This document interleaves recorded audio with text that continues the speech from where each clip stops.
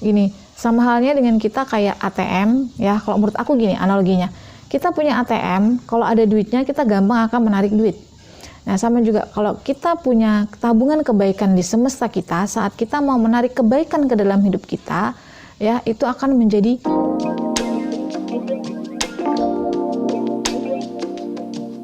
Assalamualaikum warahmatullahi wabarakatuh. Halo semuanya, jumpa lagi dengan aku Pipit Angedia. Di video kali ini aku mau share tentang ini teman-teman, Riyadhah 1 menit.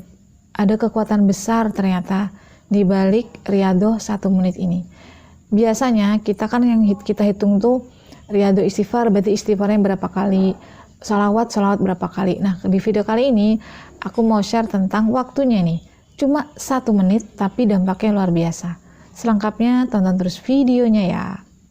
Kadang teman-teman ya, kita itu terpaku kepada hitungan.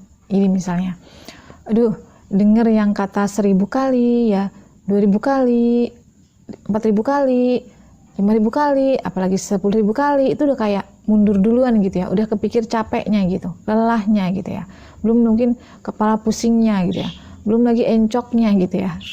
Nah, semua itu ya, yang sudah melakukan ribuan kali itu diawali dari yang kecil-kecil teman-teman. Nah, salah satunya untuk melangkah ke sana, nah kita bisa melakukan langkah-langkah baby step. Salah satunya ini, langkah-langkah kecil ya, langkah-langkah bayi itu kan mulai dari merangkak, kemudian merayap, kemudian berdiri, kemudian jalan gitu ya. Nah, supaya kita nggak merasa terbebani atau nggak rasa berat duluan, nah kita coba dulu dengan langkah kecil, yang salah satunya yaitu dihitung mulai 1 menit aja dulu. Jadi di sini teman-teman punya satu waktu khusus ya, tetap dikhususkan waktunya, itu hanya 1 menit aja setiap harinya untuk melakukan riyadhah.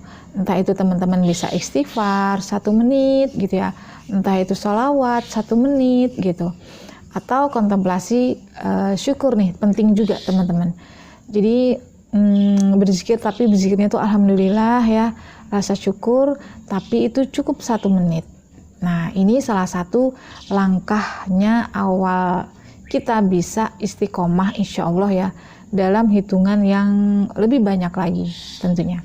Nah, sebelum kita melakukan satu riyadhah, mau itu dihitung atau nggak dihitung ya, atau hitungan riyadhahnya atau hitungan menitnya, ada baiknya supaya kita ngedapetin feel-nya, kan kita tuh pengen cari feel-nya ya, energinya gitu. Berarti kita harus memahami dulu maknanya di balik apa yang akan kita kerjakan. Contoh misalnya nih, kalau istighfar, berarti kita harus mencari dulu ilmunya tentang istighfar ini. Dari artinya kan, ya Allah, aku mohon ampunan kepadamu ya, memohon ampunan kepada Allah. Nah, di sini berarti kita, orang yang datang memohon ampunan, memohon maaf, berarti merasa dirinya ada salah, ada dosa. Ya, kita pasti ada dosa dan ada salah. Makanya kita beristighfar kepada Allah. Nah, di sini berarti pada saat kita memohon ampunan kepada Allah, kita mengharapkan banget bahwa Allah itu udah nggak menghitung lagi dosa kita gitu ya, udah nggak ingat-ingat lagi dosa kita gitu. Nah, berarti yang kita lakukan adalah begitu juga kepada orang lain yang pernah menyakiti kita. Mustahil Allah mengampuni kita kalau kita tidak mengampuni orang lain yang udah menyakiti kita ya, di hari ini ataupun masa lalu kita. Nah, itu fungsinya istighfar. Hasilnya adalah bahwa kita udah nggak lagi sakit hati, nggak ada lagi simpan dendam ya terhadap orang di masa lalu gitu ya, atau apapun yang buat kita sakit hati gitu, trauma-trauma kita gitu ya. Kita sudah, ya orang punya salah gitu sama kita, ya nggak apa-apa, ya udah, itu bukan urusan kita gitu. Urusan kita adalah memperbaiki kesalahan kita kepada Allah, karena kita pun juga punya salah sama Allah. Jadi istighfar di sini fungsinya adalah ya membersihkan hati kita dari rasa sakit hati, rasa kecewa, rasa dendam, ya rasa amarah, apalagi angkara murka gitu ya, sama orang yang pernah ada di hidup kita dan menyakiti kita ya, siapapun itu, ataupun juga peristiwa gitu. Kita nggak terima keadaan, nah itu sudah nggak ada lagi. Jadi fokusnya setelah kita riyadhah istighfar itu adalah fokus kepada dosa kita kepada Allah aja. Itu fokusnya. Kita nggak lagi fokus kepada orang-orang yang pernah nyakitin kita ataupun keadaan-keadaan yang nggak mengenakan yang terjadi sama kita sekarang. Nah, baru setelah kita tahu hakikatnya seperti itu, baru kita riyadhah istighfar. Jalani 1 menit aja dulu. Sampai ngerasa emang aku penuh dosa dan aku fokus pada dosaku aja sama Allah. Ya Allah, orang lain udah aku ampuni, nggak masalah gitu. Karena aku juga punya dosa. Kita udah ngampuni, kita juga nggak buat dosa lagi. Karena apa? Lah yang ini aja belum tentu diampuni sama Allah, masa kita buat dosa lagi, istilahnya kayak gitu. Jadi ini benteng banget ya, benteng kita banget istighfar ini gitu. Insya Allah kalau kita rutin melakukannya mulai dari 1 menit aja ya, dihayati betul-betul ya kita kita butuh ampunan Allah ini. Insya Allah energinya itu bisa kita gunakan untuk hidup kita sehari-hari ya, terutama untuk ya ini memanifestasikan keinginan kita atau hajat-hajat kita. Karena kalau Allah udah ngampuni, ya insya Allah jalan kita akan mudah. Kemudian yang kedua, sholawat. Berarti sebelum kita baca sholawat, kita hayati dulu nih, kita maknai dulu apa sih sholawat itu sebenarnya gitu. Kok bisa mendatangkan keajaiban gitu ya, mengabulkan doa-doa kita gitu ya. Ya memang secara syariatnya kan kita berdoa harus diawali dengan sholawat dulu gitu. Nah, kan sholawat ini Allahumma sholli ala Muhammad, intinya tentang Muhammad ya. Di mana Muhammad yang secara zahir itu adalah perantara kita kepada Allah. Tanpa Rasulullah ya, tanpa Rasul gitu, manusia mungkin gak ada yang bisa kenal sama Allah ya. Perantaranya adalah Rasulullah. Nah sekarang kita ke sholawat. Nah sholawat ini kan isinya kemuliaan ya, cinta, ada rasa cinta di sana yang luar biasa kepada Allah melalui perantara Rasulullah kan gitu. Nah, jadi intinya kalau pada saat kita membaca sholawat, berarti di situ akan hadir rasa apa? Cinta itu kan menghadirkan kebahagiaan, ketenangan, kedamaian, damai banget kita, tentram rasanya kalau orang udah baca sholawat. Nah, berarti itulah hasil dari sholawat. Nah, sekarang pada saat kita mau praktek nih, sholawat 1 menit ya, riyadhah sholawat 1 menit. Nah, sampai kita ngerasain feel-nya ya antara kita dengan Allah ya, perantara sholawat tadi ya, itu ada rasa ketentraman, ketenangan hati yang luar biasa ya, karena kan doa kita ini akan terhalang kalau tidak membaca sholawat ya. So ya itu tadi, kalau kita bersolawat, membaca sholawat berarti akan muncul rasa tenang, dan rasa tenang inilah cirinya ya, kalau dari aku pertolongan Allah itu datang. Makanya doa perantaranya adalah sholawat. Nah kemudian ada lagi, kalian bisa lakukan 1 menit aja untuk bersyukur atau memuji Allah. Nah ini powerful banget teman-teman. Jadi kita bisa mengubah segala kondisi kita itu menjadi satu rezeki kalau kita mengamalkan ini. Bersyukur 1 menit aja setiap hari, dicoba. Bersyukur, nah kalau bersyukur berterima kasih artinya menerima pemberian Allah.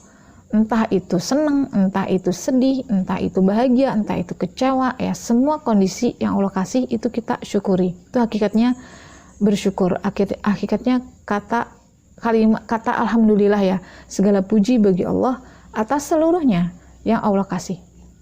Nah pada saat kita kontemplasi, merenungi ya, bersikir dengan alhamdulillah, menerima semua kondisi itu, kita di situ sebenarnya sedang menabung kebaikan teman-teman. Rasa syukur ini akan menanamkan rasa bahagia tentunya, kayak nerima gitu ya. Ya udah ya Allah, terserah Engkau aja, aku nerimo gitu.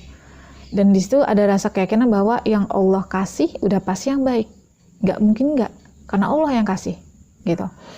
Nah dimana di Al-Quran kan Allah sendiri bilang siapa yang bersyukur Allah kasih nikmat. Nikmat yang pertama kali Allah kasih kalau orang bersyukur adalah apa? Ketentraman, ketenangan hati. Itu kan satu nikmat yang pertama kali Allah kasih kepada orang yang bersyukur. Ini mana saat kita mendapatkan itu ya, hakikatnya kata alhamdulillah tadi, memuji Allah, kita penuh dengan kebersyukuran, rasa senang, bahagia, tenang, damai, tentram, maka secara tidak langsung kita sudah menabung kebaikan kepada alam semesta. Artinya gini, sama halnya dengan kita kayak ATM ya, kalau menurut aku gini analoginya, kita punya ATM, kalau ada duitnya kita gampang akan menarik duit.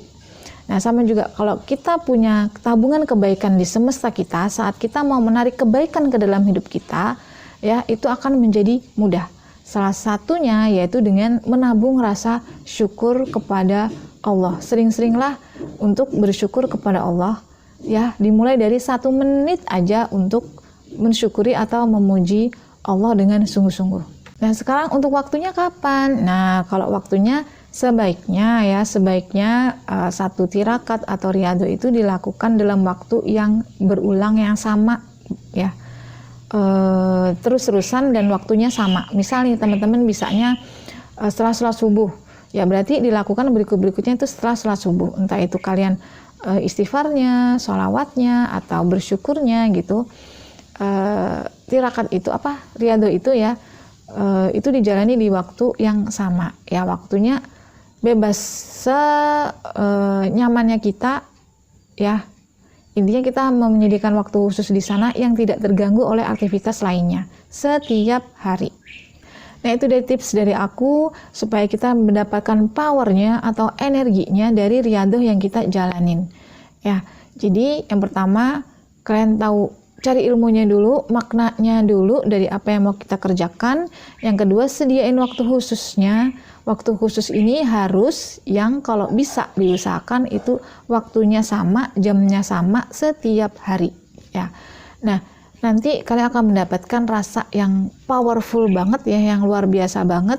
Bahkan pada saat kalian mengalami kesulitan gitu, kayak rasanya tuh mudah aja, dan kita insya Allah akan mudah gitu menarik berbagai macam kemudahan ke dalam hidup kita. Baik, itu aja dulu sharing dari video aku kali ini. Semoga bermanfaat dan insya Allah berjumpa lagi kita di video-video aku berikutnya. Wassalamualaikum warahmatullahi wabarakatuh. Bye-bye.